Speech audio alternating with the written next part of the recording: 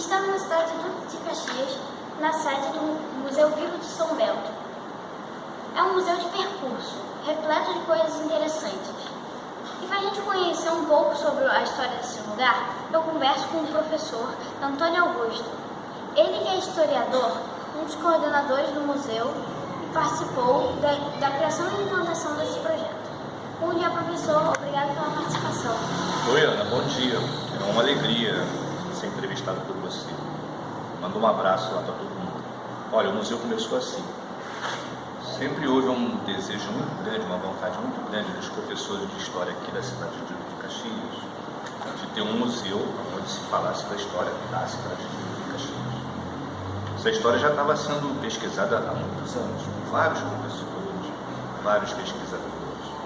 E a gente já, há um bom tempo, aí uns 20 anos, a gente estava cobrando, exigindo do poder público da cidade que preparasse um espaço, organizasse um espaço onde essa história pudesse ser apresentada e onde a cultura da cidade pudesse ser apresentada.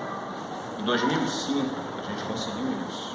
Em 2005, a gente, através do nosso sindicato, que é o SEB, através do trabalho de uma ONG que a gente construiu, que é a PPH-CLI, a gente conseguiu que o prefeito, à época, o senhor Washington Reis, que é o atual prefeito, assumisse essa obrigação de criar o museu, de preparar um espaço onde o museu fosse colocado. E aí, esse lugar onde estou com você agora, que era uma antiga escola, a escola municipal, Nízia Vilela, na época o prédio estava abandonado, a gente sugeriu o prédio, que fica aqui no bairro de São Bento, um bairro historicamente muito importante. A prefeitura acolheu o nosso pleito e o museu teve início. Teve 2 centros de pesquisa, uma plaquinha lá fora, que você tinha uma foto mostrando para seus colegas da escola, que foram criados antes. E depois, em 2008, oficialmente, o Museu Vivo de São Bento foi criado. Mas o que é de fato o museu? O museu é um lugar que conta histórias, né, Ana? Então, cada museu conta uma história.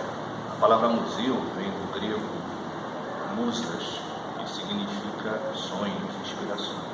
Então, quando você entra no museu, você está diante de sonhos e inspirações. O nosso museu conta a história da nossa cidade, conta a história da Baixada Fluminense, conta a história profunda, antiga, como dos primeiros moradores, os povos de Sambaquis.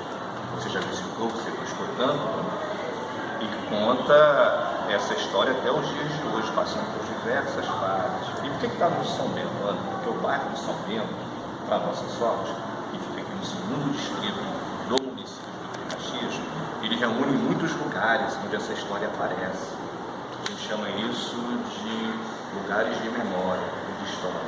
Então, tem prédios, tem acidentes geográficos, tem paisagens, tem pessoas, moradores antigos que contam a história. Então isso tudo junto é o Museu Vivo do São Bento. Por que é vivo? Porque a coleção mais importante que a gente tem dentro do museu é a vida das pessoas, a vida que as pessoas viveram aqui. Então todo o bairro de São Bento faz parte do museu, por isso é chamado de Museu de Percurso. O que nós encontramos em termos históricos quando visitamos o museu? Tem pelo menos 14 pontos, Ana, para visitar, que pode se desdobrar em um monte de histórias. Vou te falar de 3. Vamos falar dos 14, vou te deixar o material para você levar para os seus colegas, para a sua professora. A professora Flávia, né? Ai, professora Cristiane, um abraço aí, professora Cristiane. Traga seus alunos aqui com a Ana para visitar o museu.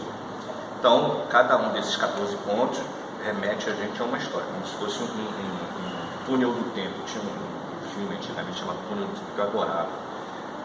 O seu pai, o professor Ricardo, não viu esse desenho não, que ele é mais novo do que eu, mas eu adorava. Então, cada prédio desse que você vai, cada lugar desse que você vai no bairro, você volta um tempo da história. Vou te contar 3. A gente tem uma fazenda muito bonita aqui do lado, que é um antigo engenho de açúcar, muito antigo, cujo prédio atual, que está depredado, a gente está lutando para reformar, tem 350 anos, que é a Fazenda São Bento do Aguaçu. Você sabe que essa fazenda, ela foi criada no século XVI, quando a cidade do Rio de Janeiro foi inaugurada. Na mesma data da inauguração da cidade do Rio de Janeiro, o proprietário que recebeu essas terras, Cristóvão de Barros, ele vai criar o primeiro engenho de açúcar aqui. Anos depois, a fazenda passa para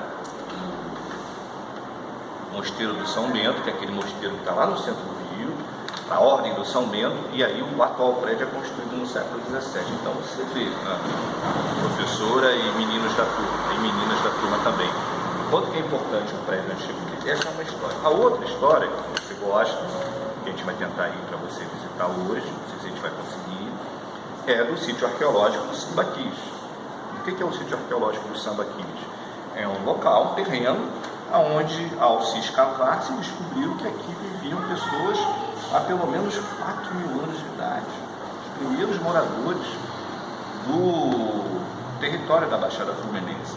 Esses sambaquis estão espalhados no Brasil todo. Você já visitou com a sua turma um desses sambaquis, não foi?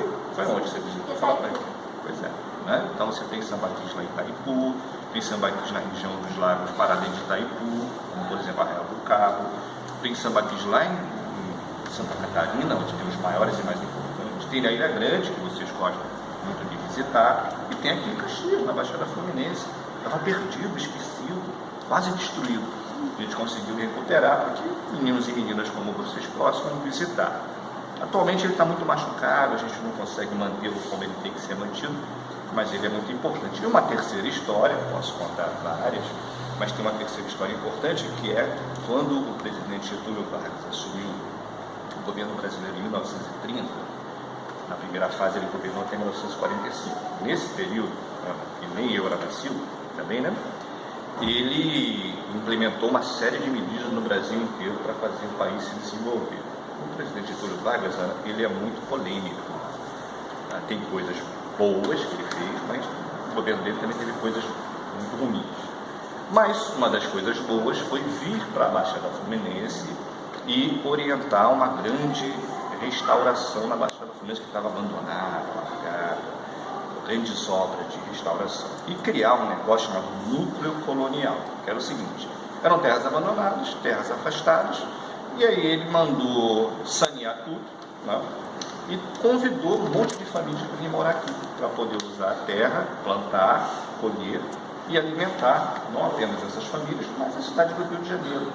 Esse núcleo colonial foi instalado aqui no São Bento. A antiga fazenda deixou de ser fazenda e virou o núcleo colonial. Aí tem prédios grandes, gigantescos, que o materialzinho que eu estou deixando com você também, para você mostrar para os seus alunos, mostram para a gente. Então, está vendo? 3 coisas. E um monte de outras coisas. Mas, para terminar essa sua pergunta, o mais importante é a vida das pessoas.